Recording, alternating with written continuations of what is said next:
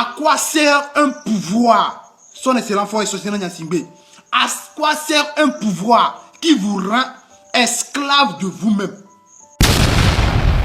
Imaginez un pays où le pouvoir se transmet comme un héritage familial, où une seule famille règne sans partage depuis plus de 50 ans. Le Togo, une nation ouest-africaine, vit sous l'emprise des Gnassingbé depuis 1967.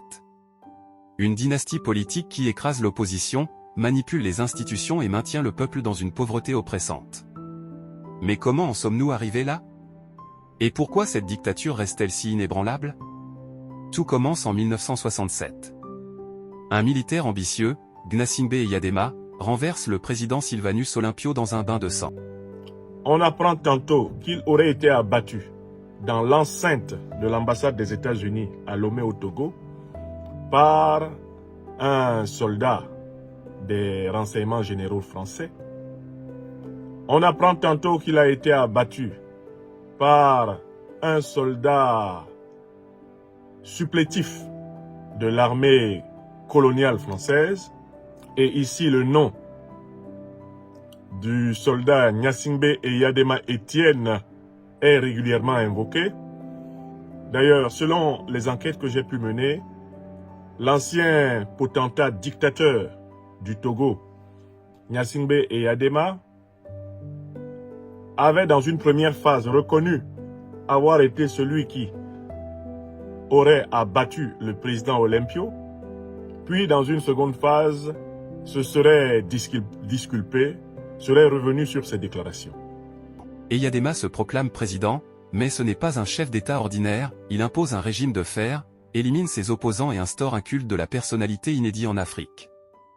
Dans les rues de Lomé, on érige des statues en son honneur, et dans les écoles, on enseigne sa grandeur. Mais derrière cette façade se cache une réalité sombre, répression sanglante, détentions arbitraires et une économie contrôlée par une élite corrompue. Pendant 38 ans, Eyadema règne comme un empereur, laissant un peuple réduit au silence. En 2005, le règne semble toucher à sa fin lorsqu'Eyadema meurt subitement. Mais non. Le système qu'il a bâti ne s'effondre pas. En quelques heures, l'armée installe son fils, Faure Gnassingbé, au pouvoir. Le Togo assiste à une succession dynastique et déguisée en démocratie. Les élections qui suivent sont une mascarade. Des milliers de Togolais descendent dans les rues pour protester, mais la réponse du régime est brutale, des centaines de morts, des arrestations massives et un peuple traumatisé. Depuis son arrivée, Faure Gnassingbé joue le jeu de la modernité, discours internationaux, promesses de réforme. Mais derrière ce vernis se cache la même machine répressive. Les élections? Manipulées. L'opposition? Réprimée. Les manifestations? Écrasées dans le sang. En 2017, des dizaines de milliers de Togolais ont demandé la fin de la dynastie Gnassingbé. À quoi sert un pouvoir? Son excellent frère Sosthène Gnassingbé. À quoi sert un pouvoir qui vous rend esclave de vous-même?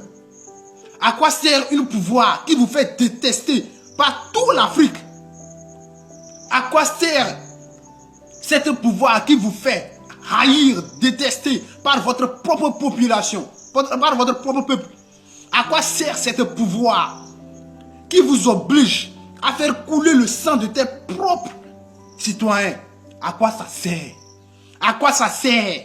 À quoi ça sert d'être emprisonné toi-même? À quoi ça sert d'être emprisonné? À quoi ça sert? Parce qu'un président doit être libre. Un président qui est aimé par sa population doit être libre. Libre d'aller là où il veut. Libre de promener comme il veut. Prenons l'exemple sur Ibrahim Traoré. Il est libre. Il passe là où il veut. Il fait ce qu'il veut. Il est libre parce qu'il sait qu'il est aimé de la population. Prenons l'exemple sur Vladimir Poutine.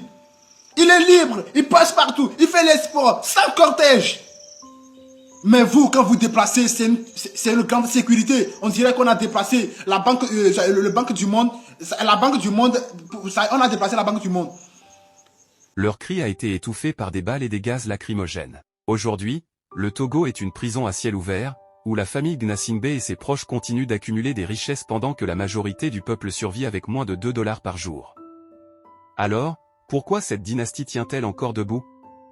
La réponse est simple, le contrôle absolu des forces armées, la corruption des élites et l'indifférence de la communauté internationale. Mais ce règne ne peut pas durer éternellement. L'histoire nous a montré que même les dictatures les plus solides finissent par tomber face à la volonté du peuple togolais. Le changement est possible, mais il ne viendra que si vous continuez de lutter pour votre liberté. Le Togo n'appartient pas au Gnassingbé. Il appartient à son peuple. Partagez cette vidéo pour briser le silence. Le monde doit savoir ce qui se passe au Togo. Ensemble, nous pouvons écrire une nouvelle page de l'histoire.